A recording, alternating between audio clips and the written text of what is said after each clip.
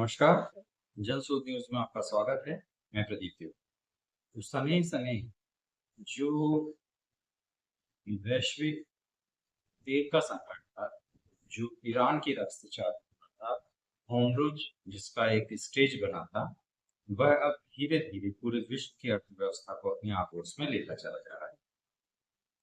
आज की इस विशेष रिपोर्ट पर हम उस सब संकट पर बात करेंगे जो अभी दिखाई दे रहा है और जो अभी दिखाई नहीं भी दे रहा है, लेकिन धीरे धीरे यह भारतीय नागरिकों की, खासकर आम आदमियों की जेब पर भारी पड़ने वाला है। और क्या जो ये तेल का संकट है, जो ईरान का युद्ध है, वह तेल संकट के साथ साथ वैश्विक आर्थिक संकट का भी एक युद्ध बनेगा। और क्या ये युद्ध विश्व की अर्थव्यवस्था को झकझोर कर रख देगा और विकास की गति धीमी हो जाएगी? और क्या भारत की भी विकास की गति धीमी होने वाली है? सब मुद्दों पर आज बात करेंगे। तरतीब से बात करते हैं वैश्विक स्तर पर आखिर चल क्या। दुनिया इस समय अस्थिर वैश्विक संकट से जूझ रही। पश्चिमी एशिया में लगातार तनाव है। आप सब इस बात से अवगत ही है कि अचानक ही यकायक ही अमेरिका ने ईरान पर युद्ध थोप दिया और उसका खामियाजा पूरे विश्व को उठाना पड़ रहा है, क्योंकि जो होमरुज एक स्टेट है वहां पर ईरान ने नाकाबंदी कर दी है और पूरे विश्व को कच्चे तेल का आयात लगभग प्रतिबंध जैसा हो चला है। सप्लाई चेन बाधित हो गई है, जिससे ऊर्जा संकट, ऊर्जा बाजार की अनिश्चितता बन गई। इन्हीं कारणों से कच्चे तेल की कीमत बढ़कर अब $120 प्रति बैरल तक पहुंच गई है और इससे अब वैश्विक स्तर पर महंगाई बढ़ने की पूरी आस है। और सीधी और सटीक बात यह है कि जब महंगाई बढ़ती है उसकी मार आम आदमी को ही झेलना पड़ता है। बड़े लोगों को और पूंजीवादियों को इससे कोई फर्क नहीं। अगर उनके व्यवसाय कुछ डामाडोल होते भी हैं तो उनके बकायदा इंश्योरेंस।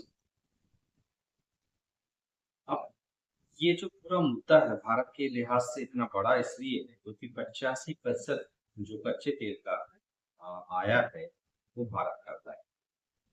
अब अंतर्राष्ट्रीय कीमतें बढ़ती हैं तो सीधा सीधा भारत की अ, लागत पर पड़ेगा, भारत के विकास पर पड़ेगा और भारत के आम लोग। ईंधन महंगा होगा तो हर चीज महंगी होगी, क्योंकि ईंधन केवल आप अपनी गाड़ी चलाने के लिए नहीं इस्तेमाल करते हैं, ट्रांसपोर्ट के लिए भी उसका इस्तेमाल होता है और ट्रांसपोर्ट का खर्च बढ़ जाएगा। ट्रांसपोर्ट का खर्च बढ़ जाएगा, फिर सब्जी, दूध, राशन, किराना सब महंगा हो जाएगा। इसके अलावा ऑनलाइन डिलीवरी से लेकर बस ट्रेन की किराए तक भी बढ़ जाएंगे, यानी हर सेक्टर में महंगाई बढ़ेगी, जिसका खामियाजा कहीं ना कहीं आम आदमी भी भोग रहा है, खास फिर भी सर्वाइव कर जाए। इसका वैश्विक स्तर पर भारत के लिहाज से अर्थव्यवस्था पर भी बड़ा दबाव पड़ेगा। तेल का आयात महंगा हो चलेगा, करंट अकाउंट डेफिसिट यानी CADB बढ़ जाएगा और रुपए पर दबाव लगातार बढ़ जाएगा, जो कि अभी बढ़ भी रहा है। इससे विदेशी निवेश घट जाएगा, जिसका जो पूरा निचोड़ है वो ये होगा कि शेयर बाजार गिरता जाएगा और रोजगार के अवसर कम पड़ जाएंगे। इस रोजगार के कम अवसर पर फिर वही बात आएगी, आम लोगों पर भी इसका कुठारा खाना होता है। उद्योग और MSME संकट की बात करें तो गैस और जो ऊर्जा महंगी होने से उत्पादन यानी प्रोडक्शन कास्ट लगातार बढ़ेगी। एमएसएमई सेक्टर से सबसे ज्यादा प्रभावित होने वाला है। छोटे उद्योग की कीमतें, उनकी प्रोडक्शन की कीमत लगातार बढ़ेंगी, नहीं तो उत्पादन घटेगा। दोनों ही स्थिति में नुकसान एमएसएमई को होने वाला है, नुकसान आम आदमी को भी होने वाला है, क्योंकि लागत बढ़ेगी तो महंगाई के रूप में आम आदमी भी भोगना है।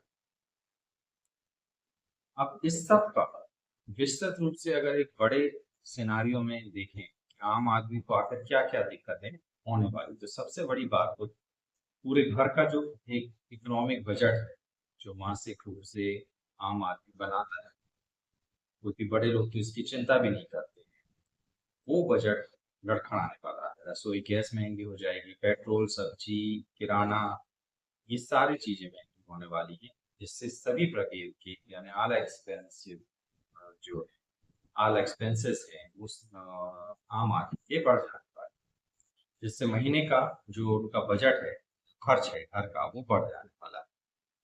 नौकरी और आय पर अगर बात करें तो कंपनियां कम लागत के लिए हायरिंग रोक देंगी, और जो उनके पास में अभी स्टाफ है उस पर भी कट ऑफ कर सकते हैं, यानी जो भी रोजगार है वो भी मिट सकता है, लोगों के रोजगार चल सकते हैं। दूसरा, जो वेतन वृद्धि है या इनकम का इंक्रीमेंट वगैरह है, वो भी कंपनियां रोक सकती हैं, क्योंकि वैश्विक मंदी आने वाली है, जिसके लिए अब कंपनियां सतर्क हो जाए।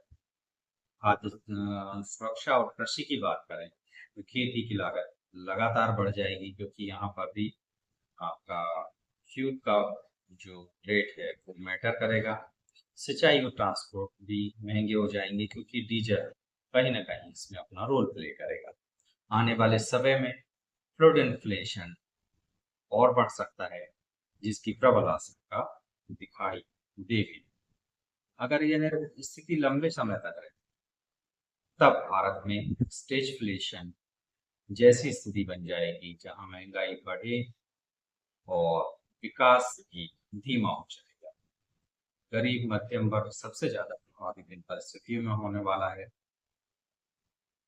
समाधान इसके बहुत से हैं, मगर क्षणिक समाधान भी इसके कोई ऐसे करंट में आपके पास में नहीं है जिससे आप तुरंत इससे निजात पा सकें। हाँ, लॉन्ग टर्म पर आप रणनीति अपना सकते हैं, जिस पर सरकार पहले भी काम कर रही है, ऊर्जा के विद्युतीकरण पर, यानी पवन ऊर्जा, सौर ऊर्जा, जैव ऊर्जा पर इन्वेस्ट करके आप इसको कम कर सकते हैं।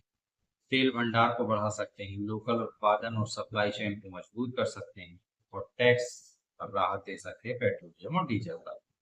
मगर ये फौरी तौर पर अभी केवल पेट्रोल और डीजल में राहत देकर, टैक्स में राहत देकर आप कर सकते हैं। बाकी के लिए आपको लंबा समय तक करना पड़ेगा, जब तक विकास की गति धीमी हो चुकी होगी। तो कुल मिलाकर तेल, वैश्विक तनाव और आर्थिक दबाव सिर्फ एक बड़ी खबर नहीं है, बल्कि ये धीरे धीरे बढ़ता हुआ आर्थिक तूफान है, जिसका असर हर भारतीय के जीवन पर पड़ने वाला है।